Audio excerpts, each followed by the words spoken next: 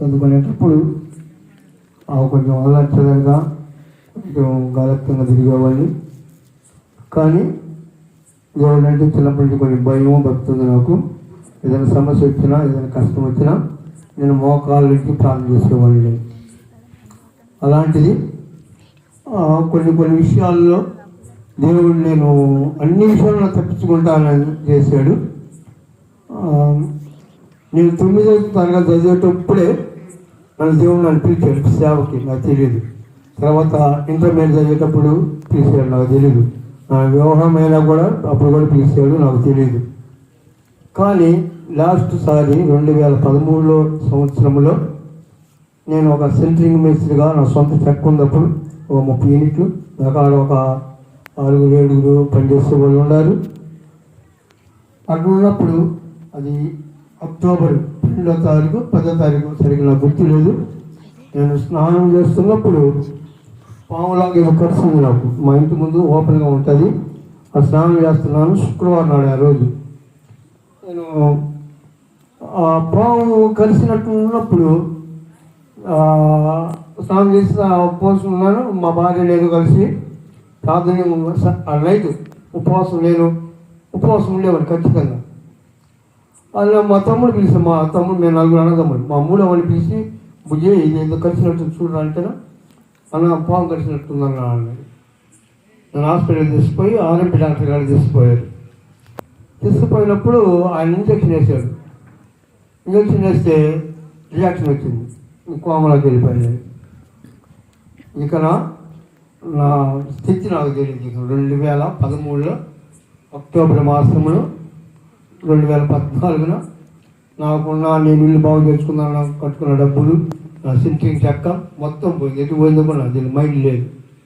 నేను ఎక్కడో మసీదులకి వెళ్ళాను, ఊళ్ళకి వెళ్ళి మసీదులకి వెళ్ళి మంత్రాలు కట్టించుకున్నాను దేవుడితో. ఇక నేను అన్నీ చేశా. హాస్పిటల్ రిపోర్ట్లకి వెళ్తే వాళ్ళ జబ్బులు ట్రిప్కి 10,000 అయిపోయింది, 20,000 అయిపోయేది.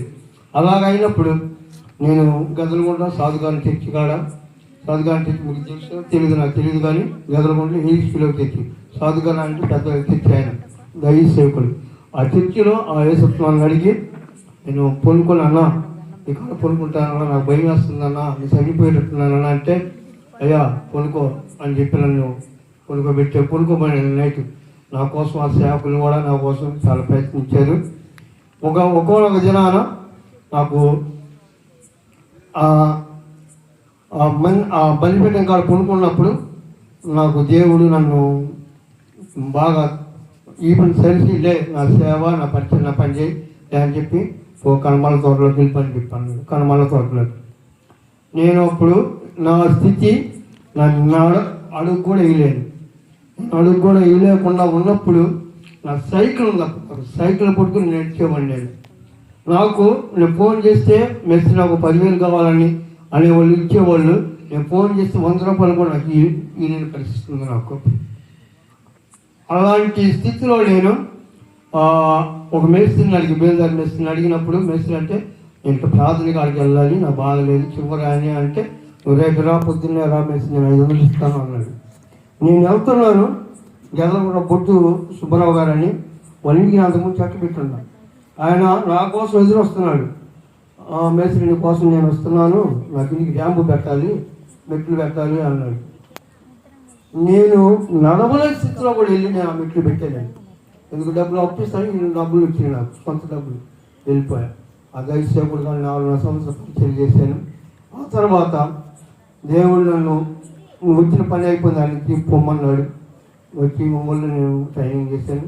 తర్వాత ఒంగోలు నేను ఉన్నప్పుడు కొంతమంది సేవకులు నేను నేర్చుకుని కాడికి అలవాటు అవుతాను అన్నప్పుడు నన్ను నా దగ్గరికి రాని సహోదరుడు సిల్వాన్ గారు మాడిపాలెం ఉంటాడు. ఎత్తులలో జీవమల జీవ సంఘం దైవ సేవకులు సిల్వాన్ గారు, అన్న నాతో వెళ్దాం రా అని చెప్పని అక్కడ చిన్నాడు. కానీ సేవలో దాదాపు 25-30 సంవత్సరాలు ఉన్న దైవ సేవకుడు నన్ను ఈరోజు కూడా అప్యాతం పలానా దగ్గర రానా అని తీసుకుని వెళ్తాడు. అనుబడి స్తోత్రాలు.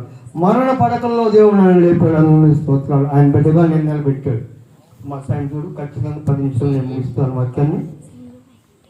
చివరి దినములలో మనము ఎలా ఉండాలి, మెలకువ కలిగి జీవించాలన్నాడు.